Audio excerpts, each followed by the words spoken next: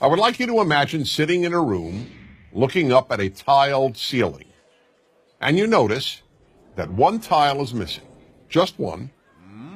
What would you concentrate your vision on? What would you look at the most? The answer, of course, is the missing tile.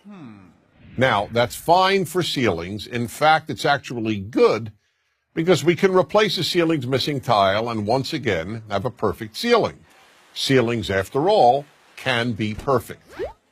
But this doesn't apply to life. Most of what is missing in our lives, or what we think is missing, cannot be replaced. Unlike a ceiling, life can never be made perfect. For that reason, concentrating on the missing tiles in your life is a big problem. Let me give you the example that taught me this great lesson about what I call the missing tile syndrome. A bald man once said to me, "You know, Dennis, whenever I walk into a room with people, all I see is hair."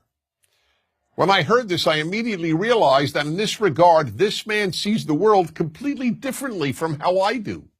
Because I have all my hair. When I walk into a room, I don't even notice hair. It's not a missing tile for me. But for this person, hair is what he sees. This applies in some way to everyone. When a woman who thinks she has imperfect legs walks into a room, all she sees are perfect legs. Or take the example of the woman who once said to me, "Wherever I go, all I see are pregnant women." Now, how could that be? The vast majority of women, even those young enough to be pregnant, are not pregnant at any given time. But that was all she saw because she wanted to get pregnant and wasn't able to. Her missing tile was not having a child. That's the way human nature is. We focus on what's missing in our lives. The missing tile syndrome is a very big obstacle to happiness, so big, in fact, that it makes happiness almost impossible. There will always be something missing in your life. When you see other people's kids, you'll think you see tiles that are missing in your own children.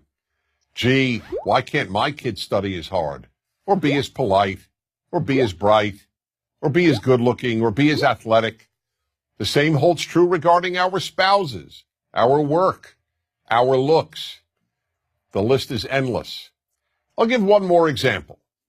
When I was single and looking to find the right woman, I wanted to first identify the most important trait to look for in my future wife.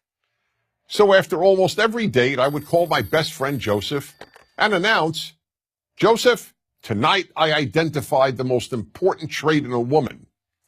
And he would always say, "Okay, Dennis, what is it?" And then patiently listen. One night I would tell him that it was intelligence, another night that it was looks, another night personality, and on yet another night kindness. One night, as usual, I called him up after an evening out and said, "Joseph, I finally figured out what the most important trait in a woman is." But this time he didn't say, "Okay, Dennis, what is it?" Instead he said, "Don't tell me, I'll tell you." Perplexed, I asked, "How do you know? You don't even know the woman I went out with." "It doesn't matter," he said. "Whatever trait tonight's woman was missing, that's the one you decided is the most important trait in a woman." I could say nothing. He was right. Whatever that night's date was missing is what I would declare the most important trait in a woman. I hadn't yet come up with the term missing tile syndrome, but that is exactly what I was suffering from.